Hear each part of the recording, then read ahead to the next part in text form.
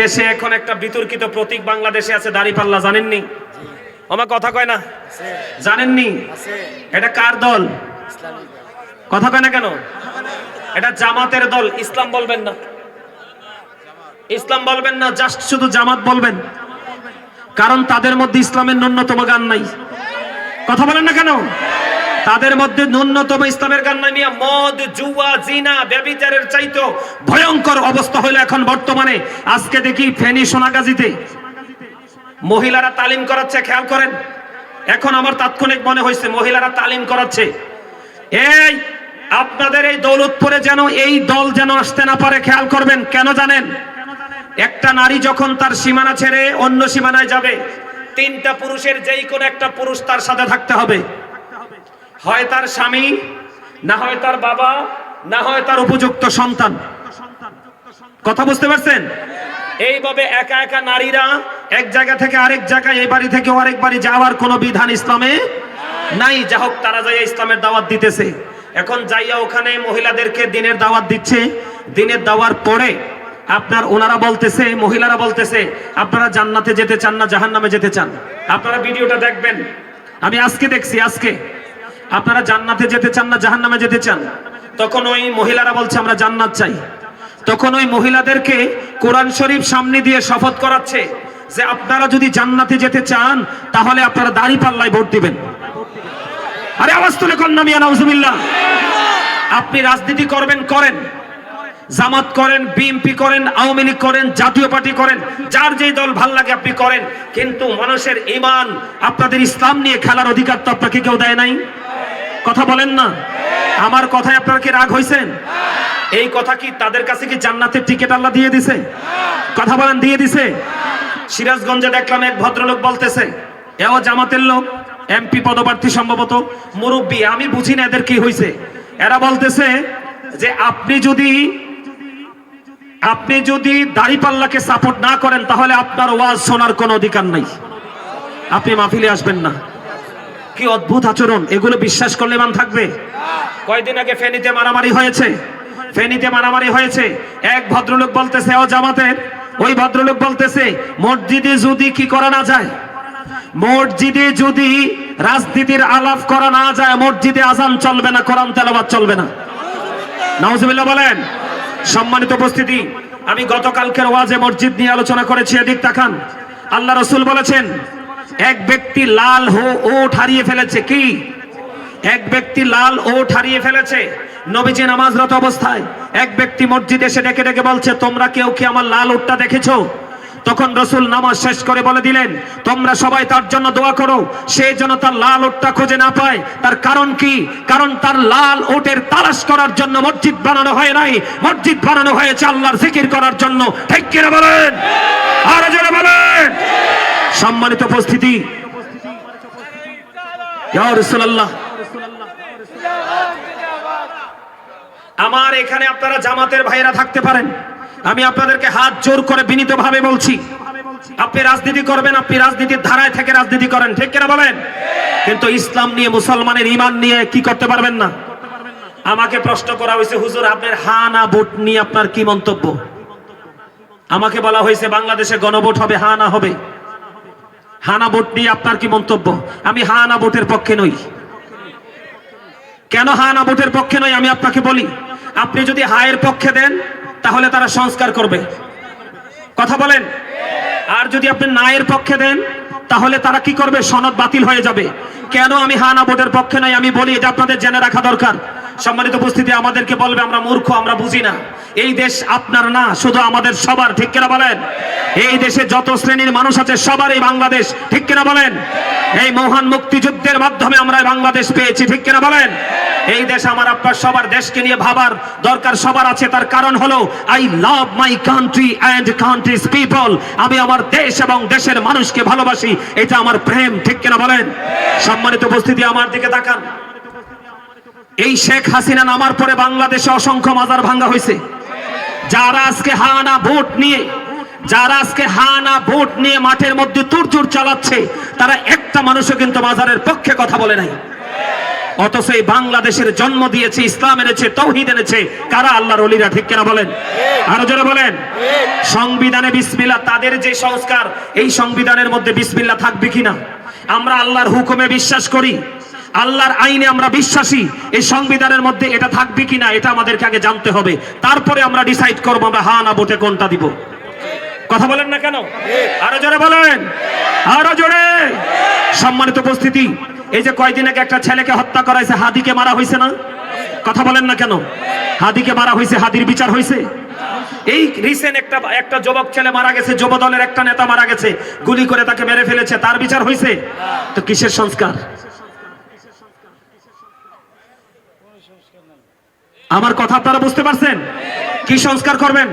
আজকে কতদিন যাবত গ্যাস নাই, গত পরশুদিন আমার বাসায় গ্যাস নাই, সারাদিন আব্বা খোঁজে, বিকেল বেলা করতেন বা না মানেন। আমি আপনাদেরকে বলে দিতে চাই, আমরা সবাই সচেতন থাকতে হবে। ঠিক কিনা বলেন? আমরা মুসলমান হিসাবে প্রথম আমাদের ইমান, এই বক্তব্য বিশ্বাস করলে আমাদের ইমান থাকবে না। থাকবে? আরো জোরে বলেন, থাকবে? থাকবে না। সবচেয়ে বেশি মজার খবর কোনটা জানেননি? বলবো? সবচেয়ে বেশি মজার খবর হলো, আমরা যখন মিলাদুন্নবীতে নবীজির মিলাদুন্নবী করি, তখন কিন্তু তাদের দলের আলেমদের কিন্তু ঘুম হারাম হয়ে যায়, কখন আমাদেরকে বেদাতি বলবে। ঠিক কিনা বলেন? কিন্তু কোরআন হাদিসে মিলাদের দলিল আছে, আছে, তারা মানে না, এজন্য তারা বেদাত ফতোয়া দেওয়ার জন্য ভোরবেলা উঠে বসে থাকে মিডিয়ার সামনে। কিন্তু এখন কি আমাদের এই মৌলবী ভাইগুলা কি নোটের কাছে বিক্রি হয়ে গেল? আপনারা দেখেন তাদের কিন্তু প্রতিবাদ নাই, চুপ হয়ে গেছে না? তাহলে কি হয়ে গেল? নোটের কাছে বিক্রি। আমরা আহলে সুন্নাত ওয়াল জামাত সকালে যেটা বলি, বিকালেও সেটা বলি, আমার পূর্বপুরুষ যেটা বলছে আমরা এখনো সেটা বলি। আরো ভয়ঙ্কর খবর, আমার দিকে তাকান। গতকালকে জামাতের আরেক নেতা এমপি পদপ্রার্থী বয়ান দিতেছে, বলতেছে যে ইব্রাহিম আলাইহিস সালাম ইসমাইল আলাইহিস সালামকে কুরবানি করেছে, এই কুরবানির চাইতে বড় কুরবানি হলো জামাতকে ভোট দেওয়া। তারা ক্ষমতায় তো গেছে না, ক্ষমতায় গেলে কি হইব? আরো জোরে কোন? মনু মুই তো শেষ হইয়া যাইতে আছি, মুইয়েন কি হরমু? কোনটা নিয়ে মুই কথা কম মনু? সম্মানিত উপস্থিতি, তা আমি তাদেরকে, জামাতের যারা বড় বড় লিডার আছেন, আমি আপনাদেরকে বলবো এই পাগলগুলোকে থামান, এখনই থামান, না হয় যতটুকু সম্মান আছে ততটুকু জাতির কাছে হারিয়ে ফেলবেন। কারণ বাংলাদেশের মানুষ অত স্টুপিড না যে আমি বললেই মেনে নিবে। কথা বলে না কেন? কোন মুরব্বীরা হাত তুলবেন না। আমি আমার যুবক ভাইদেরকে বলছি, তারা কিন্তু কোরআন হাদিসের সাথে সম্পৃক্ত নয়। যুবক ভাইরা, তোমরা বলো, নিরপেক্ষভাবে তোমরা বলো, মুসলমান হিসাবে এ বক্তব্য কি তোমাদের বিবেকের কাছে কি গ্রহণযোগ্য মনে হয়? এই যে কথাগুলো বললাম, তারা যে বক্তব্যগুলো দিয়েছে, এই বক্তব্য কি গ্রহণযোগ্য? এটা মানার মতো? যে জীবনে ইসলাম কি বুঝে না সেও এগুলো মানতে পারবে? অত্যন্ত কষ্টজনক কথা, এটা মুসলমান ধ্বংস হওয়ার মতো কথা। আমরা তাদেরকে হেদায়াত আল্লাহ দান করুক, ফিরে বলেন আমিন। এবার আসেন বন্ধু, এই যে যারা বন্ধু কি করতেছে, এই মানুষের ইমান নিয়ে শুনে মেনে খেলতেছে শুধুমাত্র দুনিয়ার ভোটের জন্য, চেয়ারের জন্য। চেয়ার কিন্তু চিরকাল অমর হয় না। আমরা দুনিয়ার লোভে পড়ে, দুনিয়ার প্রেমে পড়ে বন্ধু আমরা এত অন্যায় অপরাধ করতেছে, আমাদের জন্য ভয়ঙ্কর আযাব। এই অন্যায়গুলো থেকে আমাদেরকে বেঁচে থাকতে হবে, অন্যথায় জাহান্নামে যেতে হবে। আপনার আমার প্রাণের রাসূল বলে দিয়েছেন বন্ধু, জাহান্নামের আগুনটাকে আমার আল্লাহ বন্ধু 1000 বছর তাপ দিছে, আগুনের রং হয়ে গেছে সাদা। আরো 1000 বছর তাপ দিয়েছে, আগুনের রং হয়ে গেছে লাল। আরো 1000 বছর তাপ দিয়েছে রে, রং হয়ে গেছে বন্ধু কালো। আমি আপনাদেরকে বলে দিতে চাই, ও বন্ধু, এই জাহান্নামের আগুন এই সর্বস্তরের অপরাধীর জন্য আমার আল্লাহ বরাদ্দ করে রেখেছে। আগুনটা তো ভয়ঙ্কর হবে, পৃথিবীর আগুনের চাইতে 69 গুণ বেশি পাওয়ারফুল হবে বন্ধু। শুধু তাই নয় রে, সবচেয়ে বেশি কম আযাব হলো আগুনের একটা জোড়া জুতা পরিয়ে দেওয়া হবে। মাথার মগজটা বন্ধু উত্তপ্ত হয়ে যাবে, টকবক টকবক করে উঠতে থাকবে। মানুষগুলো সেদিন কাঁদতে থাকবে, মানুষগুলো সেদিন চিৎকার করতে থাকবে। যেই সন্তানের জন্য, সেই সম্পদের জন্য তুমি দুনিয়ায় পাগল হয়ে গেছো, ইমান আমলের বন্ধু তোয়াক্কা করো নাই, এই সন্তানের সম্পদ তোমার জন্য অভিশাপ হয়ে যাবে। আমার আল্লাহ কোরআন শরীফের 19 পারা সূরা শুআরার 88 নম্বর আয়াতে বলেছেন, ইয়াউমা লা ইয়ানফাউ মালু ওয়ালা বানুন। আমার আল্লাহ বলেছেন, ধন সম্পদ, সন্তান সন্ততি কোনোদিন কোনো কাজে লাগবে না বন্ধু। আমি তোমাদেরকে বলে দেই রে, দুনিয়ার জন্য তুমি ধর্মে আঘাত করো না, দুনিয়ার জন্য তুমি ইসলামে আঘাত করো না, আল্লাহর বিধানের উপেক্ষা তুমি করো না। তোমাদেরকে সচেতন হতে হবে। এই কারণে বন্ধু, কাল হাসরের দিন তুমি কাউকে দোষ দিতে পারবে না। আমার আল্লাহ বলেছেন সূরা ইউনূসের 44 নম্বর আয়াতে, ইন্নাল্লাহা লা ইয়াজলিমুন নাসা শাইয়্যান ওয়ালাকিন্নান নাসা আনফুসাহুম ইয়াজলিমুন। আমার আল্লাহ বলেছেন বান্দার উপর আল্লাহ জুলুম করে না, বান্দা নিজে নিজের উপর জুলুম করে। আল্লাহ বলেছেন আল্লাহু লা ইউহিব্বুজ জালিমিন। যুবক তোমরা খেয়াল করো, কখনো কোনো মানুষের 500 টাকার জন্য, 1000 টাকার জন্য, একটা প্যাকেট বিরিয়ানির জন্য অন্য সব কুরবানি করলেও তুমি মুসলমান হিসাবে তোমার ঈমানকে তুমি বলি দিও না। আরে যুবক, দুনিয়াতে এসেছো তুমি একলা, যাবেও তুমি একলা, কবরে হিসাবও তুমি দেবে একলা। আমার আল্লাহ বলেছেন আল্লাহু লা ইউহিব্বুজ জালিমিন। আল্লাহ বলেছেন জালেম অত্যাচারীকে আল্লাহ পছন্দ করে না। সবচেয়ে বড় দুঃখজনক কথা হলো বন্ধু, আমার আল্লাহ বলেছেন আমার জালিমিন মিন আনসার। জালেমরা যখন বিপদে পড়ে যায়, আমার আল্লাহ বলেছেন জালেমদের জন্য আল্লাহ কোনো সাহায্যকারীও রাখে নেই। বন্ধু শুধু তাই নয় রে, তুমি কিন্তু সেদিন বলতে পারবে না যে কেন জানি আমার আল্লাহ আমাকে সাজাটা দিল। বন্ধু আমার আল্লাহ জানিয়ে দিয়েছেন ওয়া ইযাল কুবুরু বু'সিরাত আলিমাত নাফসুম মা কদ্দামাত ওয়া আখারাত। আমার আল্লাহ বলে দিয়েছে কবরটা সেদিন বন্ধু ওপেনিং করা হবে। সেদিন তুমি আমি আমার আপনার জীবনে কে কি করেছি আর কি করিনি প্র্যাকটিক্যালি দেখতে পারবো, জানতে পারবো। বন্ধুরে আমার, এখানেই শুধু ক্ষান্ত নয়, তুমি যখন সেই ভয়ঙ্কর অবস্থা দেখতে পারবে, তুমি কিন্তু চাইলেও বন্ধু দৌড় দিতে পারবে না। আমার আল্লাহ বলেছেন ইন্না বাতশা রাব্বিকা লাশাদীদ। আল্লাহর ধর, আল্লাহর পাকড়া বড় শক্ত, বড় কঠিন। বন্ধুরে আমার, আল্লাহ বলেছেন ইন্নাল্লাহা সারিউল হিসাব। Allah is quick to take account. Allah হিসাব গ্রহণে অত্যন্ত তৎপর, ধরবে খুবই শক্তভাবে, হিসাব নিবে বন্ধু চুকিয়ে চুকিয়ে। জোরে জোরে কন্যা একবার আল্লাহু আকবার। বন্ধুরে, ও যুবক বন্ধু, তোমরা মনে রেখেছো কিনা জানি না, আমি তোমাদেরকে বলে দিয়েছিলাম জান্নাতীদের জন্য 4টা নহর। ও বন্ধু, যেটা মন সেটা খাইবা, প্রস্রাব নাই, পাখানা নাই। বন্ধুরে, জাহান্নামে যারা যাবে রে, এতক্ষণ পর্যন্ত যে অপরাধগুলোর কথা তুলে ধরলাম, আরো কত অপরাধ আছে, সব তো একদিনে বলে শেষ করা যায় না। এতগুলো অপরাধ যারা করলা, ও বন্ধু তোমাদেরকে আমি রেড সিগন্যাল দিয়ে যাই, তোমরা শোনো শোনো রে। ও বন্ধু, পাপী লোকগুলোর জন্য জাহান্নামে উত্তপ্ত গরম পানি বরাদ্দ আছে। তুমি চাইতে দেরি, বরাদ্দ দিতে দেরি করবে না। মাথার মধ্যে ঢেলে দেওয়া হবে, পেটটার মধ্যে বন্ধু ঢুকবে, আর 2 রানের মধ্যখান দিয়ে গলে গলে লিকুইড হয়ে হয়ে বন্ধু বের হয়ে যাবে। ও বন্ধু, সেই দিন তুমি কাঁদবে, সেই দিন তুমি চিৎকার করবে, সেই দিন তুমি হাহাকার করবে। আল্লাহি আল্লাহর কসম করে বলছি বন্ধু, তুমি আমাকে বকা দিও না, আমি তোমাকে তোমার ভুল ধরিয়ে দিয়েছি। আর যদি তুমি বকা দাও, সেটা তোমার পার্সোনাল ম্যাটার। ওই দিনটা বড় নিষ্ঠুর হবে, বড় নির্মম হবে। ওই নির্মম থেকে বাঁচতে হলে এখনই তোমাকে সঠিক পথে আসতে হবে। তোমার কি হয়ে যাবে, শুধু একটা মাত্র পানি তোমাকে দেওয়া হবে মাথায়, পেটের মধ্যে ঢুকবে, গলে গলে বের হয়ে যাবে। তুমি চিৎকার করবে, সেদিন তুমি কাউকে তোমার সাহায্যকারী হিসাবে পাবে না। এখানেই শুধু ক্ষান্ত নয় রে বন্ধু, এখানেই শুধু ক্ষান্ত নয়, আমার রাসূল আরো জানিয়ে দিয়েছে জাহান্নামীদের জন্য আরো ভয়ঙ্কর খাবার হলো তোমার জন্য বরাদ্দ আছে বন্ধু, তিনাতুল খাবার। ইয়া রাসূলুল্লাহ, ইয়া হাবিবাল্লাহ, নবী নবী গো, এই তিনাতুল খাবারটা কি? আমার রাসূল বললেন আরেকটা জাহান্নামের নিংড়ানো রক্তপুঁজ। নাউজুবিল্লাহ বলেন না। আরেকটা জাহান্নামের নিংড়ানো রক্তপুঁজ তোমাকে খেতে দেওয়া হবে। জাহান্নামীদের সাজার কোনো শেষ নাই।